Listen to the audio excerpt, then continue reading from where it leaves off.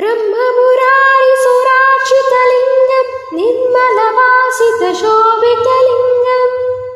जन्मजदुःखविनाशकलिङ्गं तत्प्रणमामि सदा शिवलिङ्गं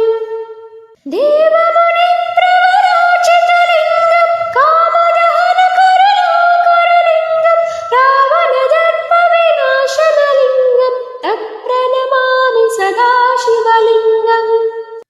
सर्वसुगन्धसुलेपितलिङ्गं बुद्धिविवर्धनकारणलिङ्गं सिद्धसुरासुरवन्दितलिङ्गं तत्प्रणमामि सदा शिवलिङ्गं कनकमहामुनिभूषितलिङ्गं हरिपतिवेष्टितशोभितलिङ्गं शशुयज्ञविनाशनलिङ्गं तत्प्रणमामि सदा शिवलिङ्गं